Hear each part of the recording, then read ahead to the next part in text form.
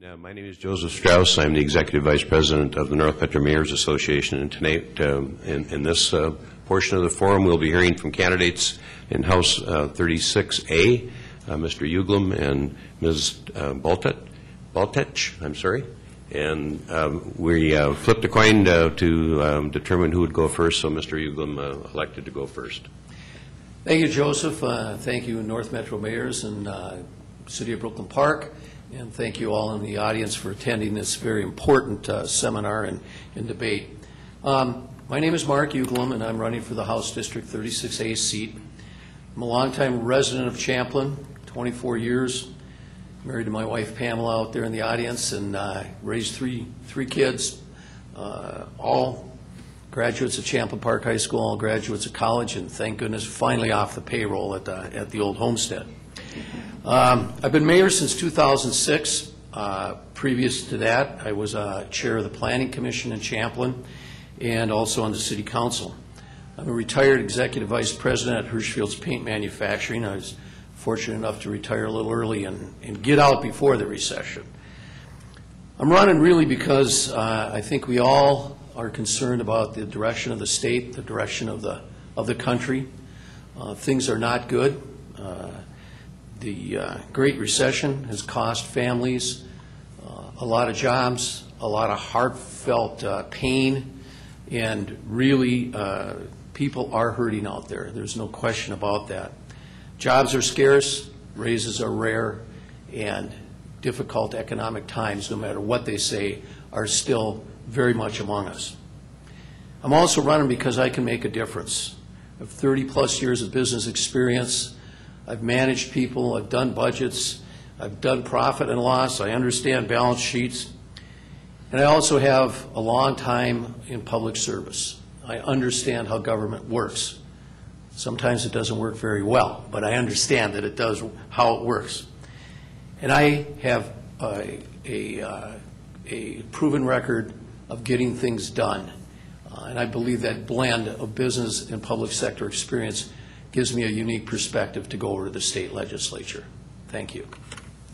And I might remind people in the audience, shut off your cell phones, please.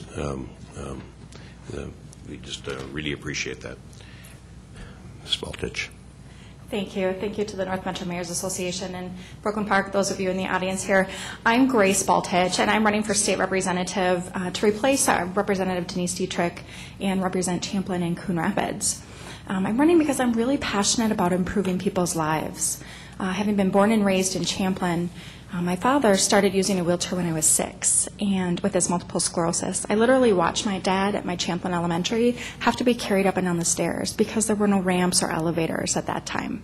And so I watched my mom really advocate on behalf of my dad and advocate for positive public policy change. So through my parents, Larry and Joan Molinar's examples, I learned just how much public policy can affect our everyday lives, the importance of service to our community, and the importance of advocating for good public policy change. Today, we see the politics of division really crippling our state and our quality of life. And the partisan bickering at the state legislature has only led to a broken government and a state shutdown. We can and we must work together collaboratively to solve the problems that we face, to reform our education system for our 21st century, to grow middle-class jobs, and to champion a new era of prosperity for all Minnesotans. So as a social worker and a mother, I will fight to ensure that all students achieve to the best of their ability, that our schools are safe places for all children, that we stop jeopardizing our children's future and success by using education funds to solve the state's budget problems. As a labor leader and an advocate, I'll fight to put Minnesotans back to work, protect the rights of workers to collectively bargain, and ensure that our economy and businesses thrive. As a mediator and a person of faith, I'll work to unite people rather than divide people, to expand participation and power in our public decision making. As your next state representative, I'll work past the partisan gridlock, work collectively to put Minnesota back on track. I'm Grace Baltich, and I ask for your vote on November 6th. Thank you, Grace. All right, the first question, and Grace, this will, I'm sorry, Mr. Uglem, you get to answer the first question. Thank you, Mr. Strauss. Okay. If elected, what would you do to ensure that the 2013 legislature works in a less adversarial way internally and with Governor Dayton and finds ways to resolve major policy differences? Well, I think we all understand that the legislature and the way that things happened last session was detrimental to the people of the state of Minnesota. I abhor partisan gridlock. I don't like partisanship at all. I really like being mayor because being mayor, you're elected in a nonpartisan role, and I really have enjoyed that. And that kind of leads into things because at the city, I have run the city of Champlin in a nonpartisan manner. If you check the voting record in Champlin, it's nearly 5-0 every time. Now, we know a lot of cities aren't like that, but I build consensus and I build buy-in, okay? Nobody is going to really want to do something if you force them into it. And you have to do a deal, and that deal everybody has to be at least partially satisfied with. That's how the business community works. That's not how government has been working. If business was like government, business would be broke. I think we all know that. You know, they say politics is the grand art of compromise. At least they used to say that. And our former leaders, both state and federal, were very good at that. You have to be true to your values, and you have to work towards solutions. And I've proven that at the City of Champlin and all the other commissions and things that I've been on. So I will not go over to the state legislature and put up with the way that it has been run. And I'm here to tell you, really, I'm 61 years old, so I'm not going to be a lifer, and I guess I'm working for what needs to be done. Thank you. Baltich. Thank you. You know, I really disagree with the current GOP majority's refusal to compromise during the last two legislative sessions on major policy differences. I believe that I am the only candidate in this race that would really do anything differently than what's been done in the past 2 years. My opponent at the GOP majority's press conference announcing all their candidates' races and elections, that candidacies, was asked the question, would he do anything differently than has been done in the past 2 years? And absolutely nothing. Nothing was said that he would do anything differently. As a social worker and a mediator, I have the skills to work in a collaborative manner to solve the problems that we face in our state. We cannot continue to focus on if ideas are a Republican's ideas or a Democrat's ideas. We have to determine if they are ideas that work for Minnesota and implement those ideas that work. We have to find common ground and move Minnesota forward. There's way too much at stake to continue down this road of my way or the highway. We must work collaboratively to improve the economy, put Minnesotans back to work, reform our education system for our 21st century, and champion a new era of prosperity for all Minnesotans. And I'm the candidate that will do that. Okay, Mr. Uglem, would you like to rebut? Well, I think it's good to say all of those things, but you need to have a record that proves it. And I'm the guy that has the record that has done that, both in the business community and in government. And I agree with Grace from the standpoint that there are lots of things that we have to do, and those are very noble goals. But it's a lot easier said than done. And when you've done it, you know how to do it. When you haven't, you don't. Mrs. Baltich, comment? Thank you. I'd just like to say that it takes real leadership to say in front of your colleagues in your same party that you're willing to do things differently. And when you have the opportunity and you don't do that, I think that speaks volumes. I am willing to work in a collaborative manner, even if it means going against my party. We have to do it. We have to get Minnesota back on track. Okay, the second question, and Ms. Baltich, you'll have this. If elected, which committees would you seek to serve on, why, and how do those committees mesh with priorities for your district? Thank you. As the next state representative, I would seek to serve on the Education Committee, Transportation or Energy Committees, and the Public Safety and Crime Prevention Committees. People who have seen me at the doors know that education is one of my top priorities. We know that we have to, for our Anoka Hennepin schools and for our kids, ensure that we have predictable, sustainable, and equitable funding for our schools so that they can reduce classroom sizes and they can stop paying that additional interest costs just to have the money to make ends meet. We need to improve the economy by getting people back to work. That's also one of my top priorities, and this can be done through increasing our investments in transportation infrastructure and by growing clean energy jobs. As a social worker who partners with law enforcement and to work to protect our vulnerable adults in our community, I know that people want to have strong, vital services such as police and fire to protect our communities. And I believe that my values and priorities best reflect the priorities of our district. Thank you very much. Well, Joseph, everyone, I guess they don't want many freshmen on the tax committee, but I would like to serve on the tax committee. We have some big issues that are coming up before us, and obviously taxes is the biggest thing that's eating at everybody's checkbook. The tax committee deals with local government aid. This North Metro Mayors Group works very hard to preserve local government aid. I'm infinitely familiar with those programs. And then the big one that's coming up, and I mean the big one, you'll hear about it, it's called fiscal disparities. That's a $1.4 million hit to the city of Champlin's budget and a $1.7 million hit to the city of Coon Rapids budget. What do you think that's going to do to your taxes if that got passed? I understand the whole background on all of that, and I want to be on the tax committee to stop that. Also, we need to promote better tax policies, obviously, for job growth and to make our economy more competitive with other states. Minnesota loses jobs to North and South Dakota and all over the country because of our tax structure. This is not a tax-friendly state. We need to make it that way, and that will create jobs. I'd also like to serve on transportation.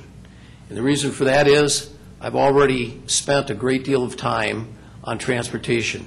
Highway 610, the extension of that, I worked with Mayor Lampe, the former mayor here in Brooklyn Park in this chamber, and Mayor Stephenson in Maple Grove to get 610 extended.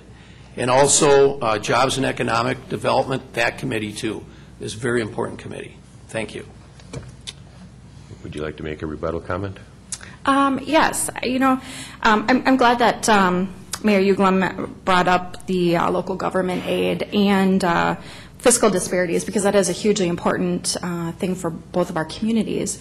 And I agree that those are things that need to be maintained and improved. But I think the big difference between myself and my opponent is how we go about doing that. The Republicans and the GOP majority chose to protect the special tax favors for big corporations that hide profits overseas instead of protecting things like our schools. I believe that we have to have a simplified tax system and a tax system that is fair, where everybody's paying their fair share. Okay, rebuttal. Yeah, jobs overseas, are you kidding me? I mean, there's no way I'd ever vote for that. And basically, you know, Grace mentioned police and fire and public safety and things like that. I regard that as more local government, and I think that's very important.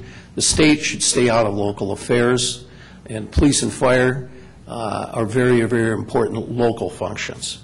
But jobs overseas, that's one of the very, very poor example. I would never vote for anything like that. Thank you. Okay, the third question, and this third question would be led off by Mr. Uglem. Will you actively support increased investments in essential public infrastructure, such as road and transit improvements that help businesses and create jobs? Mr. Uglem. Thank you, Joseph. It's one of the most important things that the northwest suburbs face. Perfect example is right here in this town. The extension of Highway 610 resulted, in many respects, by Target bringing up 4,000 to 5,000 jobs. You can look right down 610 and the footings are going in on 2 large office towers. That is a great example of public infrastructure and jobs. And you know what that's going to mean to the city of Champlin, which I'll represent, and even Coon Rapids? Lots of housing, lots of restaurants, and lots of other peripheral businesses. Public infrastructure, all you got to do is look at freeways that go around cities, and the cities move out to the freeways. It's vitally important that we work in a bipartisan manner. And actually, in a bipartisan manner, I worked with former Representative Denise Dietrich to untangle Devil's Triangle over here by Fleet Farm, and that was a major project. So we need to have increased funding for transportation, and obviously it's in trouble. And there's lots of ways that we can do that, lots of creative ways that we can increase more bang for the dollar on public transportation. But it's very vitally important that we look at all facets of public transportation. Thank you. Ms. Baltich? Thank you. Well, we know that a healthier transportation system is vital to improving our economy and creating jobs. We must work in a collaborative manner to increase investments in our public transportation, both roads and transit. Across partisan political parties, there is overwhelming support for improvements in both roads and transit options. We can't, do one over the exclusion of the other. We have to have both. We cannot continue down the path of stifling economic growth and unproductive time in traffic congestion, wasted fuel, lack of affordable transportation options. We have to ensure that people in our community can get to work, to their school, their recreation, in efficient and economical ways. And we must ensure that our businesses can get their goods and services to the markets that need them. The majority in office, I believe, failed to maximize on our opportunity to put people back to work today by not taking advantage of our historic low interest rates for bonding. We have to work in a way that is collaborative and creative to not only utilize those low interest rates for bonding, but to create new dedicated revenue for improving our transit systems. We have to put Minnesotans back to work and make Minnesota businesses more efficient by improving our public infrastructure, both roads and transit. Okay, you have an opportunity to make a rebuttal comment. Well, I do have a little something here. I mean, I always hate to hear new dedicated revenue. That sometimes can mean taxes. I don't know if that's what you mean. But, I agree with bonding. I think the opportunity exists right now for us to catch up on roads and bridges and everything else, and to have a very robust bonding bill.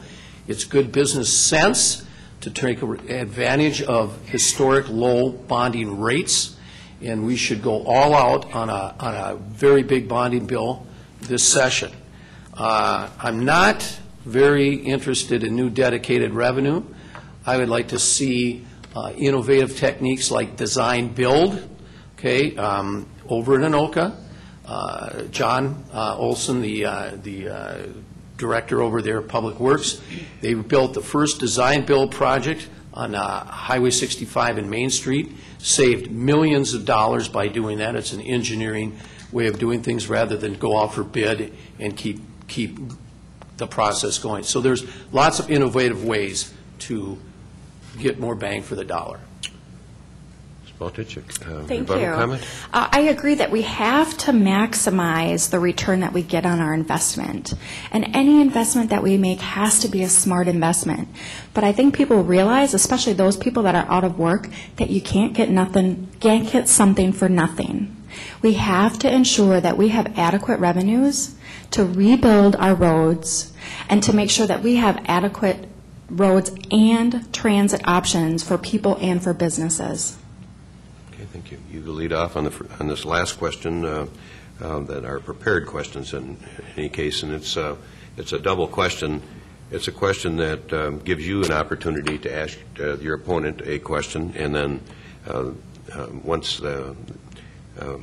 your opponent answers a question, you then also have to answer it. So, okay, so you lead off, and you are given the opportunity to ask just one question of your opponent. What would that question be? Thank you. Mr. Uglem, my question is, which is more important, small government or smart government, and how do you define the difference? All right. You know what? I think they can both be good. Small government and smart government can go hand in hand. Government by itself grows by itself. It just continues to get bigger and bigger every year. I think we all aspire for small government, but lots of times we don't like the city services or the services we'll get with small government. You're always going to want to see cops show up at your door. You're always going to want to see the firemen show up when there's a fire. But smart government is something that we all aspire for. And we have to change the business model over at the state. We have to change that and make it smarter, meaner, and leaner. It still has to be benevolent. There's no question about that. But government needs massive improvement. The same old business cannot go on. So that's smart government. And smaller government, I think we all would like to see that. We don't need, too much obtrusive government looking in on our doors and being big brother government. This country was not founded that way. This country was founded on freedom. And smaller government can mean more freedoms, and I'm for that. Ms. Baltich? Thank you. When I'm at the doors in the community, I don't hear people saying, shrink the size of government. I hear people ask, what are you going to do to make sure that you work together to ensure that government works? Look, I believe in having smart government. Government isn't something that's done to us. It's not something imposed on us or, a punishment to us. Here in Minnesota, in our democracy, the government is us. We work in a collective manner. We, the people, want to create conditions under which all of us, working families, seniors, kids, businesses, small and large, have the best opportunity to thrive. And I think things like reliable infrastructure, a level playing field, a highly educated workforce, a safety net for the disabled and vulnerable, clean air and water, free and fair markets are things that we need to do together. These are all things that make it possible by creating smart and efficient government. It's not just about making government smaller. It's about efficiencies and making sure we're doing things smart. And sometimes that means we need to make wise investments. So I want to work together with everyone here and at the legislature to ensure that we have smart government. Okay. Thank you. And we'll now ask questions from the audience. I'm sorry. I get to ask. I apologize. Thank you. Mr. Uglem, okay. Your question. Grace, my question to you is, you grew up in Champlin, and then you moved away a long time. For a long time, you moved away, and now you're back in town, which is good. But why do you think you can really represent the citizens of Champlin and Coon Rapids on the issues that are important to us when you've been away so long and you don't have any experience in local government and understanding the governmental structures? Sorry. I think that's kind of a loaded question. I was born and raised in Champlin. I graduated from Champlin Park High School. I went to college at St. Ben's, where I obtained my bachelor in social work. And my husband and I moved to Hanover, where we bought our first house, because at the time, economically, that's where we could get the best price for a home, for what we could afford. And during the time that I've been working, ever since I was 11, I've been working. But I went back to school. I got my master's in social work. And at the time where we lived out in Hanover, I've served on different committees at the City of Hanover, and in fact I represented Hanover on the Northwest Hennepin Human Services Council, both the Executive Board and the Advisory Committee. When I was in Champlin growing up, I served as a law enforcement explorer, both in high school and during college. Unfortunately, with the economic times, we had to move back to my hometown, and it was always our intention to do so, but the timing of it was such that we did move back because my parents, thankfully, from the VA finally got recognized my father as service-related disabled, so a true benefit to him for his service to our country. We were able to take over my home where I grew up. And I believe that I still connect and represent the people of Champlin and Coon Rapids. I am just like you, blue-collar, hardworking.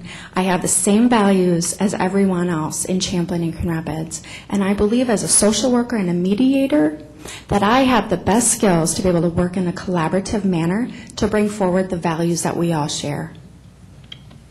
Okay, thank you very much. I now will turn, excuse my blunder, get a chance to answer a rebuttal. Well, I think, I guess really being a Champlin Police Explorer isn't really too much of a government post, but also, you know, I respect your Health and Human Services work, but I really believe that you need to be a little more well-rounded in terms of that. And also, you have been away for quite a long time, and going away for an education and everything else is certainly very important, but it doesn't leave you in tune with the everyday issues of the citizens, whether it be law enforcement, whether it be fire, whether it be taxes, or whether it be parks and public works and things like that. And I have been with that and dealt with that every day for many, many years. So living in Hanover and then just moving back into Champlin, you know, there's lots of reasons, but you still need the experience. Okay. Now, I will ask questions from the audience. In this one, I may have a hard time with it because of the writing, but I'll try and work my way through it. Senate File 1389 exempts persons who decide to use deadly force and mistakenly kill the wrong person from civil and criminal liability for their actions. Please explain the moral basis of this law. And I believe, Mr. Uglem, you get a chance to lead off. Well, I haven't been in the legislature, so I certainly didn't see that law. I don't know the details of that law. But I believe it's a little bit of the castle doctrine. I think you have to be very careful with that. I'm an avid hunter and fisherman. I'll be up deer hunting this opener. And I understand just how deadly guns can be and how careful you have to be with them. But I haven't seen the basics of that law. I do believe that a person has the right to defend their home against aggression. And I think that's very, very important in today's society. But as for the details of that law, I don't have that in front of me, and I couldn't comment any further on it. Okay. Ms. Baltich. I think some people have termed this as shoot first and ask questions later. I don't necessarily believe in using such extreme words, but essentially the essence of this bill says that you have the right to use a deadly weapon at any point, no matter where you are, to protect yourself or your family members. Now in Minnesota, I certainly support the rights of people to have conceal and carry weapons to defend themselves. But I don't think that we should usurp our criminal justice system by letting people get off the hook when they use their deadly weapons. We have to have the type of structure that we have now where we're protecting people and allowing law enforcement who have been trained in de-escalation and how to handle situations such as that to do law enforcement.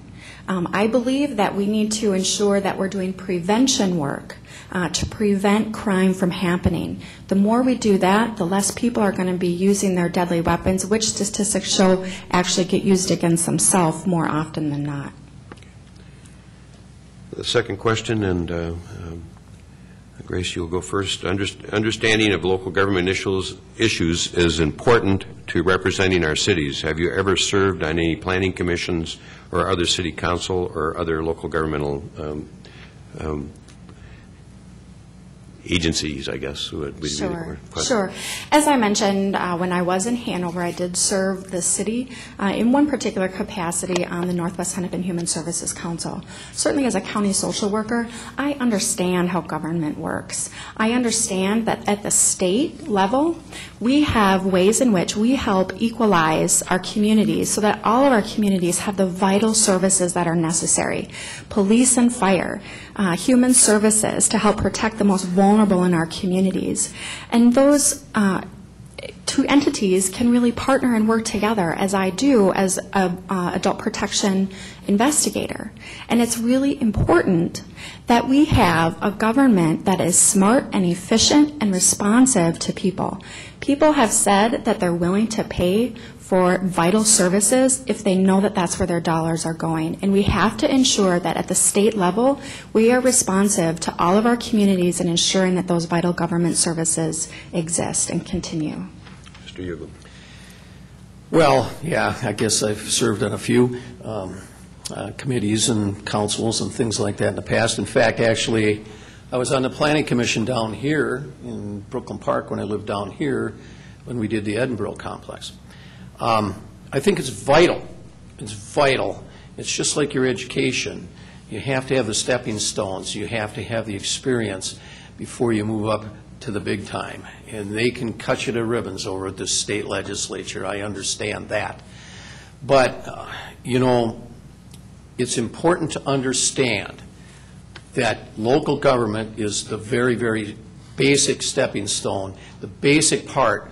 It touches you more than anything else. The police, the fire, the parks, the trails, and everything else, it touches you more than anything else. So I understand that, and I understand exactly what we have to do over there for taxes and budgets and everything else. Okay, Mr. Uglem, you start with this question. How will you, what will your actions be to help small businesses?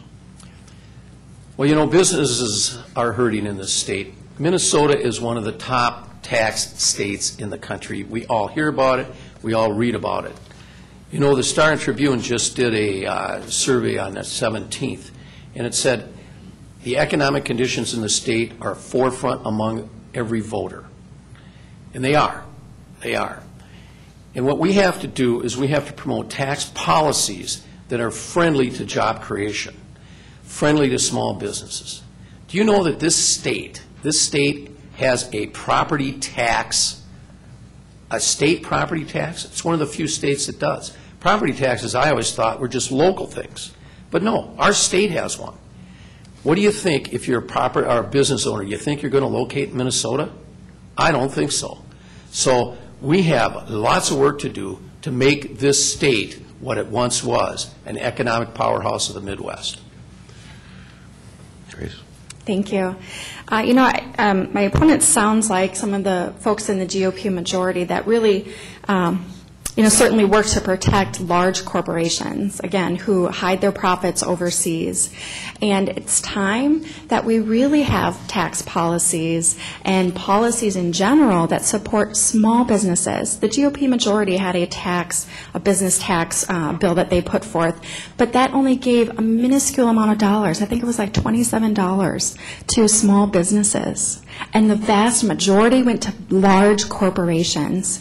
We need to make sure that we have a fair tax system where everybody pays a fair share to get the goods and services and the public infrastructure that we have. Businesses don't look at their number one thing as taxes.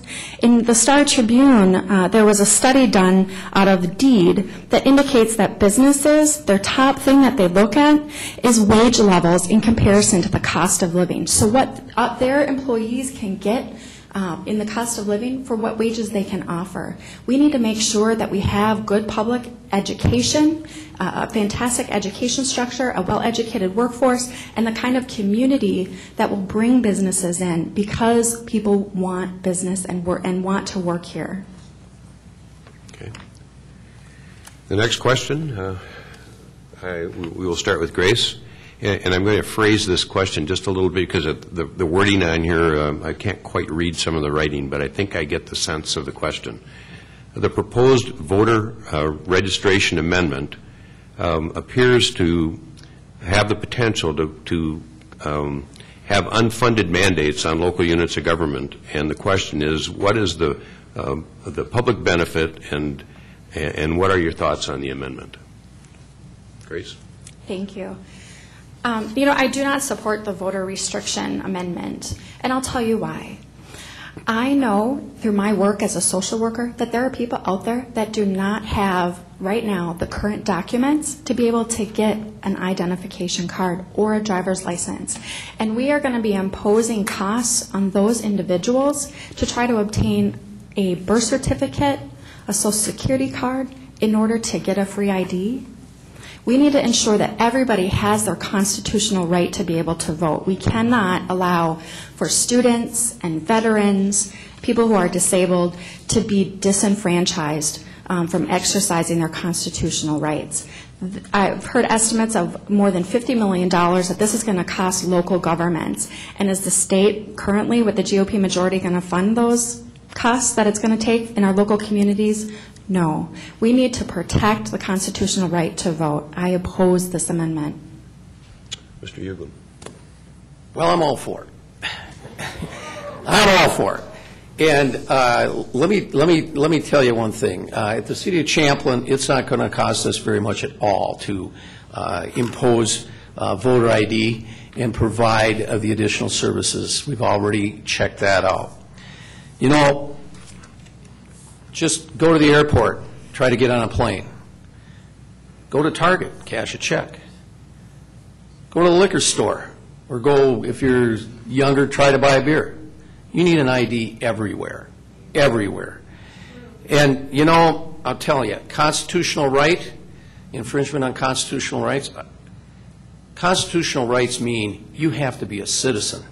You have to be a citizen to vote, and you have to be a citizen of that voter district.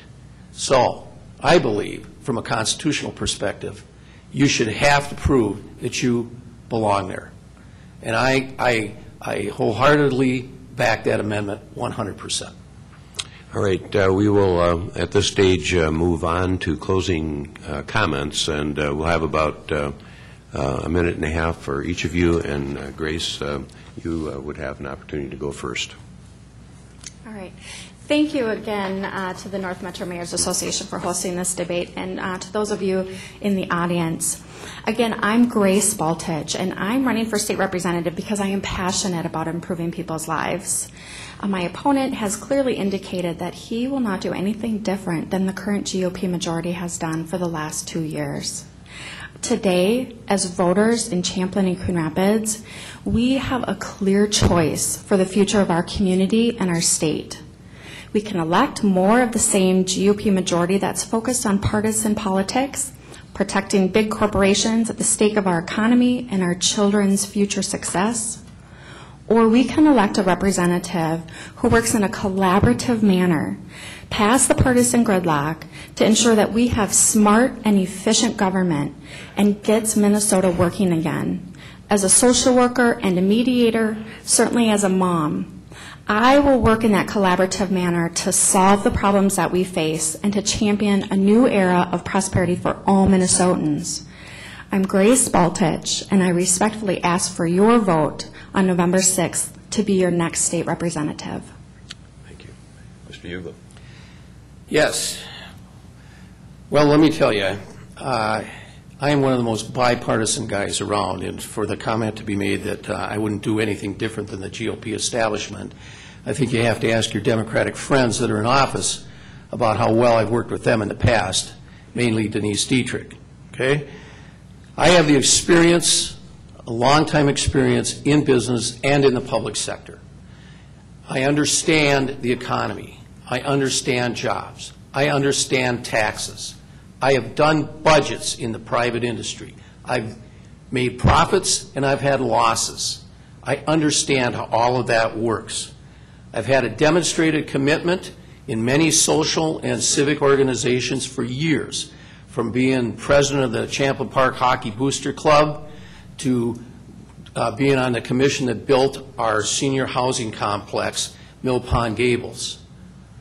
So I've been all over in terms of helping cities and helping our residents in the city of Champlin, and I intend to do that on a state level.